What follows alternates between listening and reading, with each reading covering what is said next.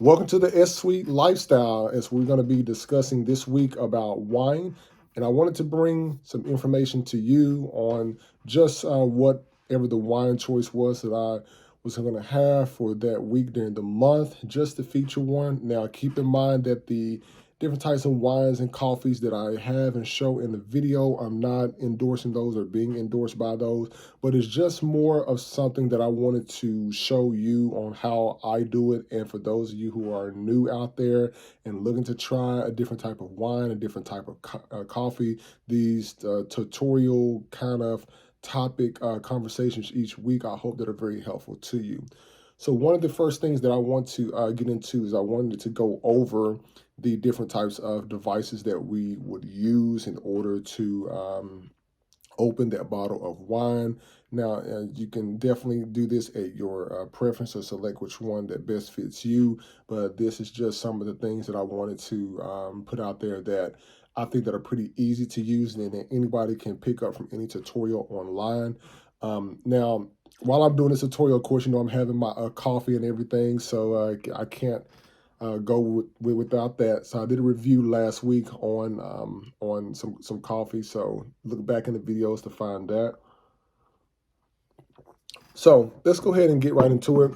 So one of the first things, of course, you want to find you a really good bottle of wine. Now this wine right here was one that I had last night, but I wanted to still show you the bottle and everything because it'll show you actual items instead of just talking to you. But this one is by a Spalding, and it's a Rio, but it's a Crianza, and it's the 2016. Now, this bottle came from a really nice wine store, actually in St. Louis, actually. And this wine was rated to have about 91 points by the Wine Enthusiast magazine. So if you're still looking for more in-depth information, there's plenty of research online for that. But this is the bottle right here. This one was a pretty good bottle. And I'll get into the review on this in a second. And of course, with different bottles of wine, very few of them have these screw tops, like your Coca-Cola beverages and stuff like that. But majority of them, of course, are going to have a cork that's going to be in there, which is most definitely, as you know, already at the top. Now, the cork is normally all the way inside of here flushed with the top. But before you actually get to the cork, there's going to be like almost like an aluminum film or foil film around the top of this here. And so what you would do is you will kind of get your kit together. Some of them have a little tab you can pull off around, but a lot of the times I like to use a cutter. And oftentimes you can find the cutter and the wine electronic corkscrew together as a pair. This one is by um, uh, Oyster here, and normally they make like blenders and stuff like that. But these two came together here. And so what you would do is you would basically take the foil cutter here, and you can see the cutter there, and you basically put it on top of the wine bottle. And what you would do is you would squeeze it just a little bit and twist the wine, and then you pop off. Once you pop that off, you would see that the top part will come off, of course, of the foil. There on top of the wine bottle, and the foil will stick in there. You basically punch it out and you throw that away or recycle it or what have you. So after you get that done, set that aside. Of course, your cork is then exposed. Now, once your cork is exposed inside of here, what I do want to let you know is there's many different ways that people open up or pull the cork out, okay? Now, you have a couple of manual corkscrew openers, and then you have your electronic ones. And so then one of the manual ones, of course, this one is a multi-use one. As you can see on the top portion of it here, this is for opening up like your beer bottles or something that has a aluminum cap on it. You can pop it like that.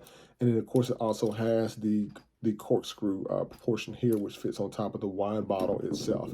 And so with this one here, of course, once you put it on the wine bottle, you want to make sure to close it.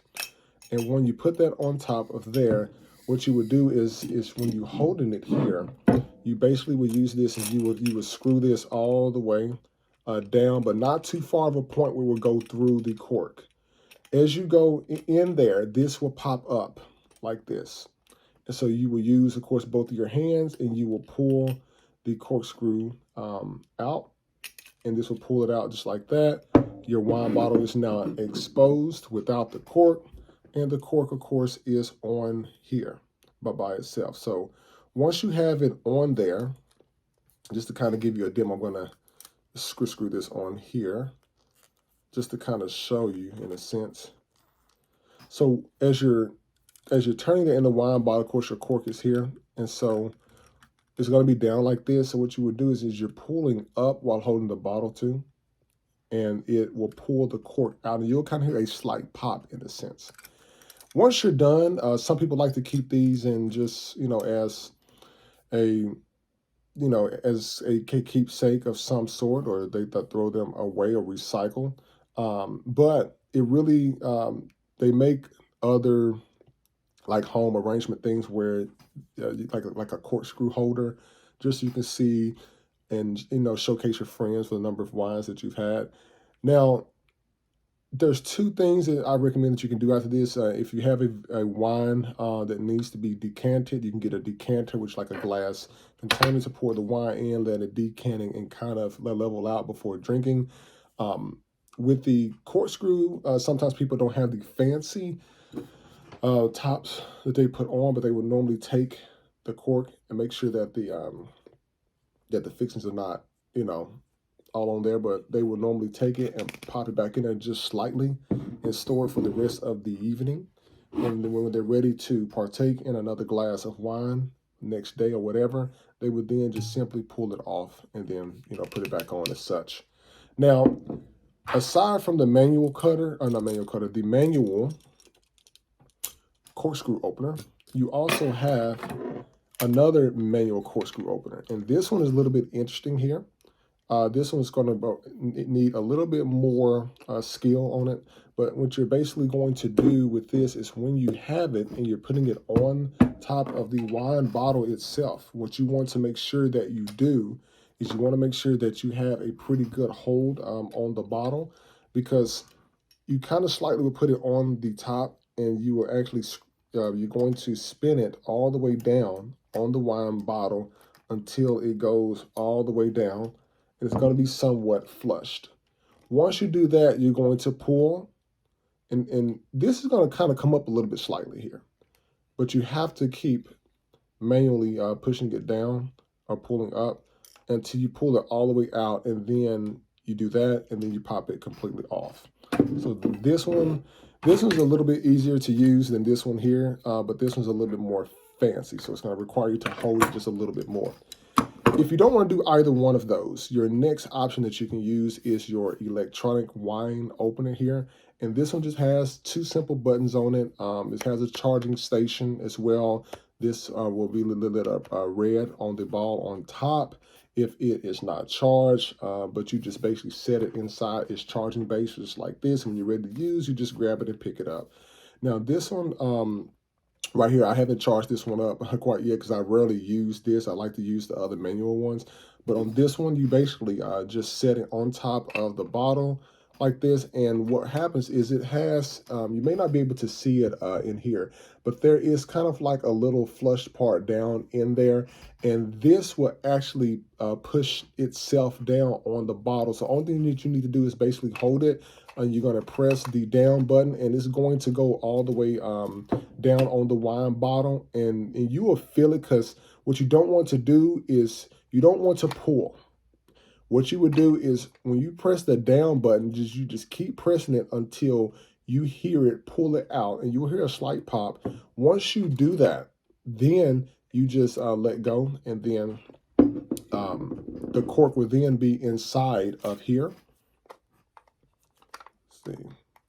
I may not be able to, and I'll do a live demonstration on one video so you all will see it and everything, but your corkscrew is going to be flushed up inside of here. And what you do is when you press the down button, I'm sorry, the up button, it's going to spin out the cork, and the cork will fall off, and then you store that or use it or reuse it or what have you. So those right there are the different tools that you can use for opening up your bottle of wine. Make sure that you definitely have some type of corkscrew opener, whether it be electronic or manual, and also your foil cutter as well. To have some of them have the little peel tops around them, and then choose your bottle of wine that you would like to use. Now, keep in mind, some people really love the white wines, whether they're doing like a Chardonnay of some sort. In the mornings, I know in the European culture, they actually drink a lot of like Chardonnay, which is like one of your French wines. Now, the red wines, whether you get from your Tempraneos, to your Merlots, to your Cabs, or as they say, Cabernet Sauvignon. Um, when you have those, they're a little bit more dry wines, and those have an acquired taste. So with your white wines, you have a different kind of glass, and of course with your red wines, you have more of the goblet style glasses that will allow you to really have an interesting experience, because you can actually smell the wine as you are drinking it, in a sense. Now, this particular one was a, I think, a pretty decent bottle of wine. It was very, very easy to drink, and of course, responsibly and everything for wine enthusiasts out there. I just want to bring a video to you to show you the different types of wines. And so for this month of August here, I wanted to be sure to show you one that I thought that was pretty good. And so what I'm going to do is, I'm not going to just pick a bottle of wine or bottle of coffee and stuff like that. What I would do is, at that particular time during that month, whatever bottle that I am either have tasted or in the process of tasting, I'm going to review that and go from that point, rather than just trying to find something just to throw up in front of you all's face. Okay, so like, listen, and subscribe to S Sweet Lifestyle, where we're going to, of course, get into more content.